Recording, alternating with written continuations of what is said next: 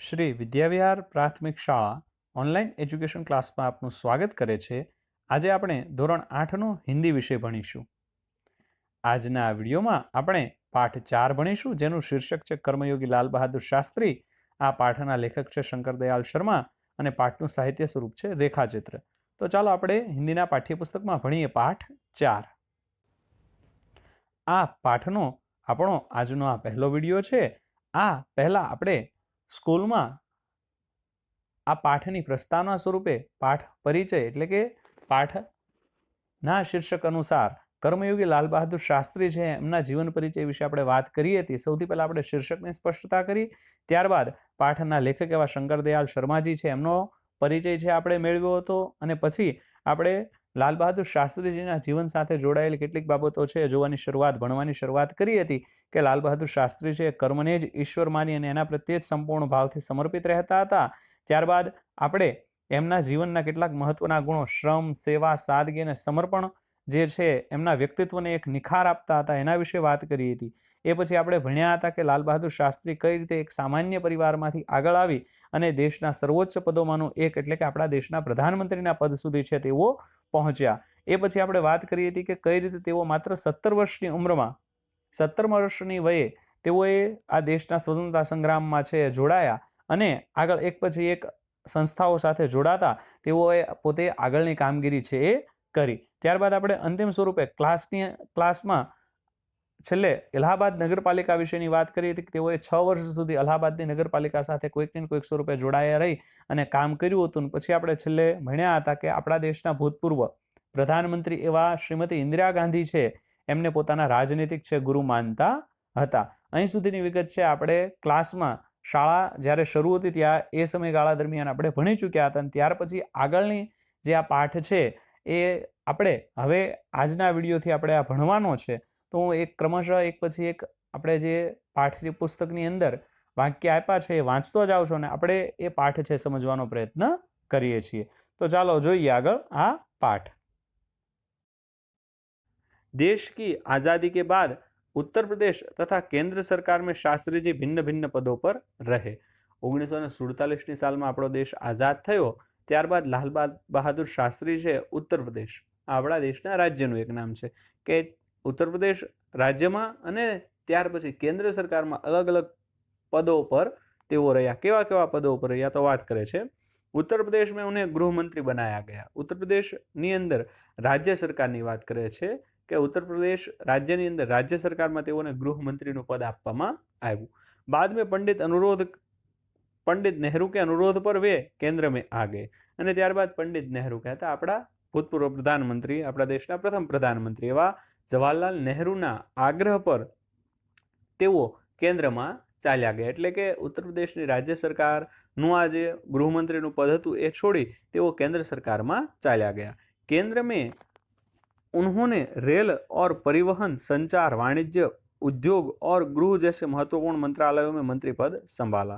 केंद्રની જ્યાં સુધી વાત છે તો કેન્દ્ર સરકારની અંદર લાલ બહાદુર શાસ્ત્રી અલગ અલગ કેટલાક પદો પર રહ્યા. તો કહે છે કે એમણે કયું કયું મંત્રાલય સંભાળ્યું તો કે રેલ મંત્રાલય છે, પછી સંચાર અને પરિવહન મંત્રાલય છે, વાણિજ્ય જે ઉદ્યોગ ધંધાને લગતું મંત્રાલય છે એની સંભાળ્યું અને ગૃહ મંત્રાલય પણ એમણે संभाळ्યું. इन पदों पर रहते हुए शास्त्री जी ने अपने जिस प्रशासकीय दक्षता का प्रमाण दिया वह हमारे देश के लिए एक उदाहरण है. दक्षता માટે સમાનાર્થી શબ્દ છે નિપુણતા.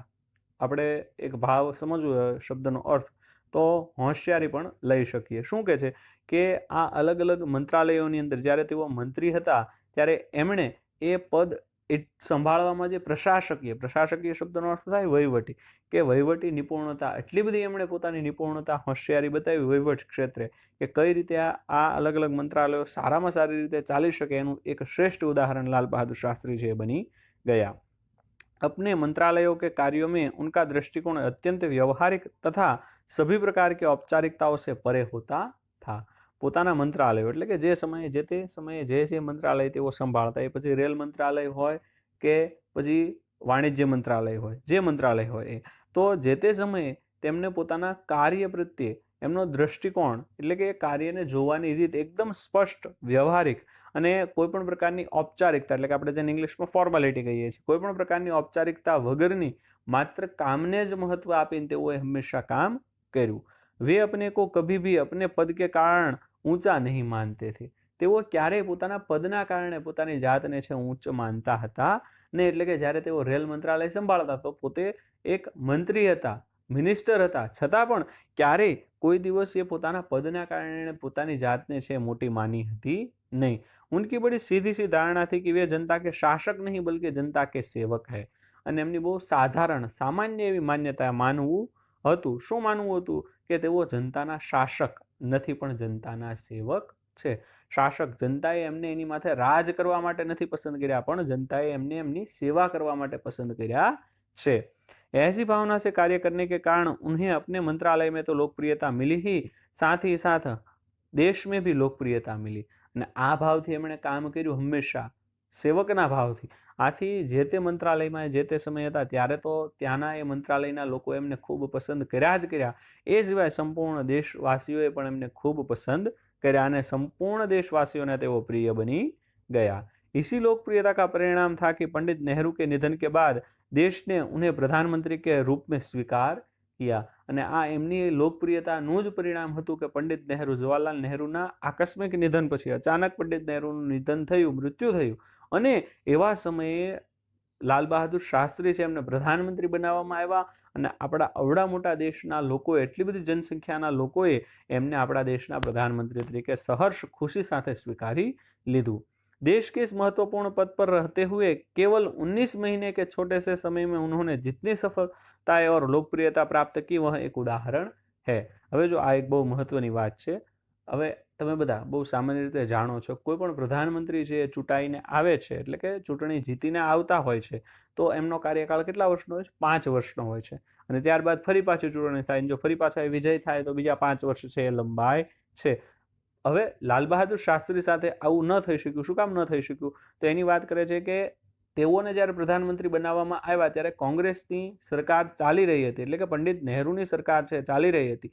અને એ સમયગાળો, એ સરકાર ચાલતી હતી ચૂંટાય અને કેટલા 19 મહિના જેટલો સમયગાળો બાકી હતો એ પહેલાં પંડિત નહેરુ છે એમનું નિધન થયું. આથી લાલ બહાદુર શાસ્ત્રી છે એમને કેટલા સમય મળ્યો? પૂરો 5 વર્ષનો સમય નથી મળ્યો, પણ કેટલો સમય મળ્યો હતો? માત્ર 19 મહિના જેટલો સમય છે એ મળ્યો હતો કે તેઓ દેશના પ્રધાનમંત્રીના પદ પર રહી શકે. અને આ 19 મહિનામાં એમણે એટલું સારું કામ કર્યું કે એ એક ઉદાહરણ સ્વરૂપ બની ગયું. અને જેની તુલના અમુક પ્રધાનમંત્રીઓના 5-5, 10-10 વર્ષના કાર્યકાળથી પણ ન થઈ શકે એટલું મહત્વનું, એટલું અગત્યનું કામ છે એમણે માત્ર 19 મહિનાના સમયગાળામાં કરી બતાવ્યું. તો આ પણ એક એમના વ્યક્તિત્વ માટે એક નોંધનીય બાબત છે. शास्त्री जी के सामने अपना उद्देश्य बिल्कुल स्पष्ट था. उसमें किसी प्रकार का धुंधलापन या भटकाव नहीं था. શાસ્ત્રી જી માટે પોતાનો ઉદ્દેશ્ય કહેતા લક્ષ્ય, એક ધ્યેય, અહીંયા સમાનાર્થી શબ્દ લઈ શકો છો કે એમનો ઉદ્દેશ્ય બહુ સ્પષ્ટ હતો. એમાં ક્યાંય ધુંધલાપન એટલે કે ક્યાંય ભટકાવ કે એ ઉદ્દેશ્યથી ભટકી જાય તેવો એ ઉદ્દેશ્ય એમને સ્પષ્ટ ન દેખાય એવું ક્યાંય હતું નહીં. અને એ ઉદ્દેશ્ય શું હતો? કે દેશની પ્રગતિ થવી જોઈએ, દેશનો વિકાસ કરવો, જે કોઈ પણ કાર્ય કરવું એ શેના માટે કરવું? દેશ હિત માટે કરવું. આ એમના ઉદ્દેશો છે એ સ્પષ્ટ હતા. એમાં કોઈ પણ પ્રકારનો ભટકાવ છે હતો નહીં. અને એ જ કારણે તેઓ માત્ર 19 મહિનાના સમયમાં એટલું સારું એવું કાર્ય છે કરી શક્યા. वे हमारे देश के अत्यंत महत्वपूर्ण पदों पर रहे और इन पदों पर रहते हुए स्वाभाविक रूप से वे अधिकार संपन्न भी थे. શું કહે છે અહીંયા લેખક? વાત કરે છે આગળ શંકર દયાળ શર્મા કે આપણા દેશના ઘણા બધા મહત્વના પદો ઉપર રહ્યા, એટલે કે અલગ અલગ મિનિસ્ટ્રી, એમને મંત્રાલયો સંભાળ્યા, ત્યારે તેઓ મંત્રીઓના પદ ઉપર, આપણા દેશના પ્રધાનમંત્રીના પદ પર રહ્યા ત્યારે એ સમયે સ્વાભાવિક રીતે ઘણા બધા અધિકાર સંપન્ન હતા, એટલે કે એમને ઘણા બધા અધિકારો છે મળેલા હતા. लेकिन उन्होंने हमेशा आत्मसंयम से काम लिया तथा अधिकारों से अधिक कर्तव्य को तरजीह दी. तरजीह શબ્દનો અર્થ થાય, એના કહેવાનો અર્થ છે કે મહત્વ. તરજીહ શબ્દનો અર્થ અહીંયા છે મહત્વ. શું કહે છે કે આ અલગ અલગ પદો પર જ્યારે તેઓ હતા ત્યારે તેઓ ખૂબ અધિકાર સંપન્ન હતા, એટલે કે એમને ઘણા બધા અધિકારો છે આપવામાં આવ્યા હતા. પણ લાલ બહાદુર શાસ્ત્રી હંમેશા આત્મસંયમથી કામ લીધું. પોતે સંયમપૂર્વક વર્તન રાખ્યું અને અધિકારો કરતાં કર્તવ્યને વધારે મહત્વ આપ્યું કે આ મારો મંત્રી તરીકે કે આ પ્રધાનમંત્રી તરીકે મારો આ અધિકાર છે એમનું એના પર એમણે ક્યારેય ધ્યાન ના આપ્યું, પણ શેના પર ધ્યાન આપ્યું કે આ મારી ફરજ છે એક દેશના પ્રધાનમંત્રી તરીકે, એક મંત્રી તરીકે મારે શું કરવું જોઈએ, મારી શું ફરજો છે, એ ફરજને જ હંમેશા તેમણે મહત્વ આપ્યું. શાયદ इसीलिए शास्त्री जी इतने अधिक लोकप्रिय भी हो सके. અને શંકરદયાળ શર્મા અહીંયા વાત કરે છે પાઠના લેખક કે કદાચ આ કારણે શાસ્ત્રીજી છે એટલા બધા લોકપ્રિય પણ બની શક્યા. કયા કારણે? કે એમણે હંમેશા અધિકારો કરતાં કર્તવ્યને વધારે મહત્વ આપ્યું કે મારું કર્તવ્ય, મારી ફરજ શું છે એ એમણે હંમેશા ધ્યાન રાખ્યું. उन्होंने अलीगढ़ मुस्लिम विश्वविद्यालय के दीक्षांत समारोह में 19 दिसंबर 1964 को छात्रों को संबोधित करते हुए कुछ इस तरह के विचार व्यक्त किए थे. હવે વાત કરે છે કે અલીગઢ મુસ્લિમ વિશ્વવિદ્યાલય, આ અલીગઢ નામના સ્થળે આવેલું એક વિશ્વવિદ્યાલય એટલે કે કોલેજ કક્ષાનું વિદ્યાલય છે આવેલું છે એના દીક્ષાંત સમારોહમાં. એટલે દીક્ષાંત સમારોહ એટલે શું? તો કહે છે એ સમયે કોલેજના વિદ્યાર્થીઓને પરિણામ આપ્યા બાદ ડિગ્રી સર્ટિન એ બધું સર્ટિફિકેટને એમ આપવાના હોય છે અને આગળના પોતાના ભવિષ્યના જીવન માટે એમને શુભેચ્છાઓ પાઠવવાની હોય છે. તો એવા એક કાર્યક્રમમાં 19 ડિસેમ્બર 1964ની સાલમાં લાલ બહાદુર શાસ્ત્રીએ આ જ વિશે કંઈક પોતાના વિચાર વ્યક્ત કર્યા હતા. આ વાત વિશે એટલે કઈ વાત વિશે? કે જીવનમાં કર્તવ્યનું કેટલું મહત્વ છે એ દર્શાવતો વિચાર છે લાલ બહાદુર શાસ્ત્રીએ વ્યક્ત કર્યા હતા. તો એમના શબ્દોમાં આ એમના વિચાર છે, આપણે સાંભળીએ. आपके भविष्य की मंजिल चाहे जो कुछ भी हो, आप में से प्रत्येक को यह सोचना चाहिए कि आप सबसे पहले देश के नागरिक है.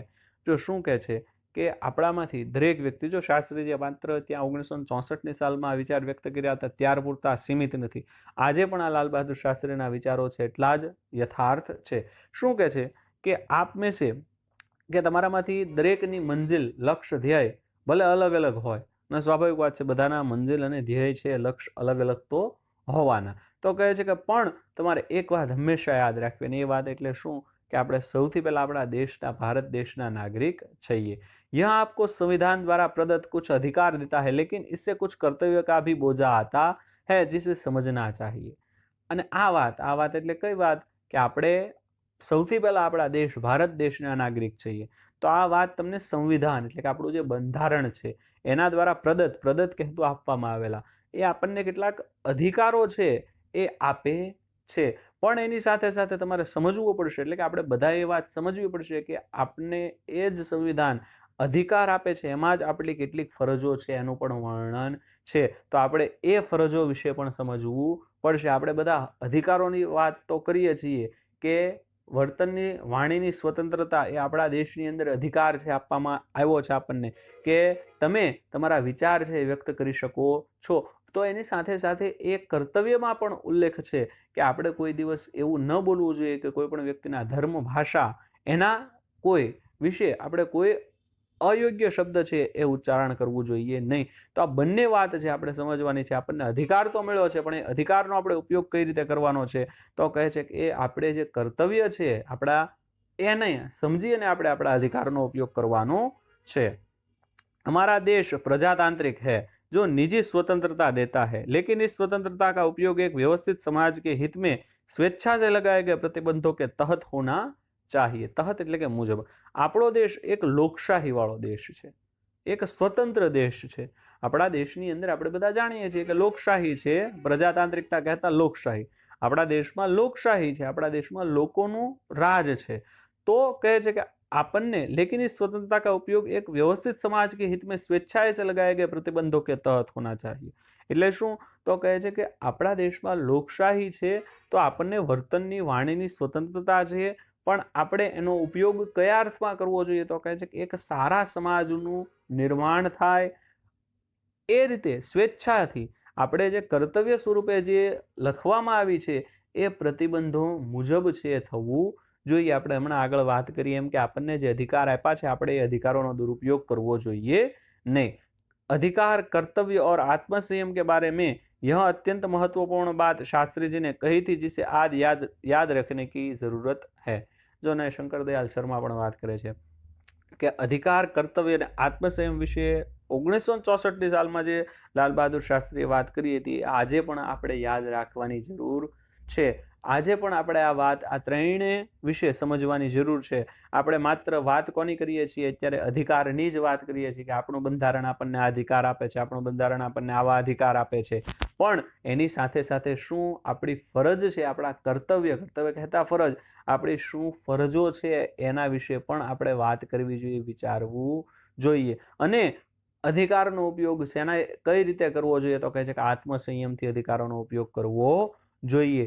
આત્મસંયમ પૂર્વક સંયમ પોતાની જાત ઉપર રાખી અને અધિકારોનો ઉપયોગ કરવો. આપણો દેશ સ્વતંત્ર છે, આથી આપણને કેટલા બધા અધિકારો મળેલા છે, તો એ અધિકારોનો ઉપયોગ કઈ રીતે આત્મસંયમ પૂર્વક કરવો જોઈએ. આવી કંઈક સરસ મજાની વાત છે લાલ બહાદુર શાસ્ત્રીજીએ અહીંયા આ દીક્ષાંત સમારોહમાં કરી હતી, જે આજે પણ એકદમ યોગ્ય છે એમ આ પાઠના લેખક એવા શંકર દયાળ શર્માએ વાત કરી.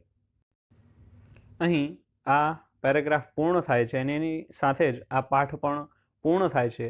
તો આજના વિડીયોમાં અહીં એ આશા સાથે અટકીએ કે તમે પણ લાલ બહાદુર શાસ્ત્રીના જીવનથી પ્રેરિત થઈ એમના જીવનમાં જે મહત્વના ગુણ હતા એવા સરળતા, સાદગી અને સેવાભાવના ગુણો છે તમારા જીવનની અંદર પણ ઉતારશો.